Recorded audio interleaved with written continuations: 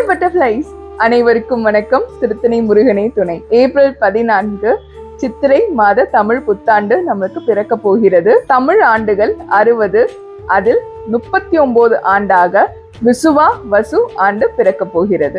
தமிழ் புத்தாண்டுல காலையில கண் விழிக்கும் போதே மங்களகரமான பொருட்கள்ல கண் விழித்தால் அந்த ஆண்டு முழுவதும் நமக்கு மங்களகரமாக இருக்கும் அப்படின்னு சொல்லுவாங்க.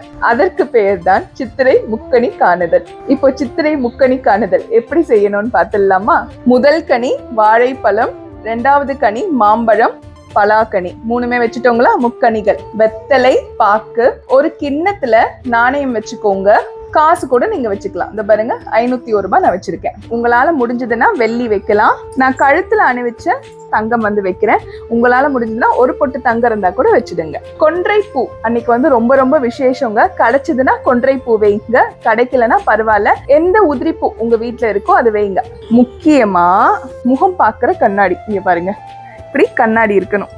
மங்களகரமான பொருட்கள் விரலி மஞ்சள், குங்குமம், தானியத்துல நீங்க எந்த தானியம் வேணா வைக்கலாம். நகைகள் பத்தி முக்கியமா உங்களுக்கு நான் சொல்லி ஆகணும். உங்ககிட்ட எதுவுமே இல்ல, கவலையே படாதீங்க. இந்த மங்களகரமான பொருட்களை பார்க்கும் போது இந்த வருடத்துல நீங்க எப்படியோ தங்கம் வெள்ளி வாங்கிடுவீங்க. அதனால நாணயம் மட்டும் வச்சீங்கன்னா கூட போதும். முக்கியமா ராஜக்கனி, எலுமிச்சப்பழம் இருக்கணுங்க. இதுதான் முருகனுக்கு ரொம்ப பிடிச்ச கனி. இது கூட சேர்த்து மயில் இறகியும் வைங்க.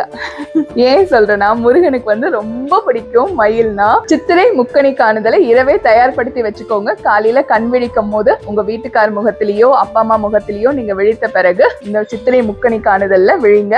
அதுக்கப்புறம் எடுத்துட்டு போய் சுவாமி ரூம்ல வச்சிடுங்க. சுவாமி எல்லாம் கும்பிட்டு முடிச்ச பிறகு இந்த கனிகள் எல்லாம் நீங்க பகிர்ந்து சாப்பிடலாங்க. சித்திரை தமிழ் புத்தாண்டு மகிழ்ச்சிகரமான புத்தாண்டாக அமைய வாழ்த்துக்கள்.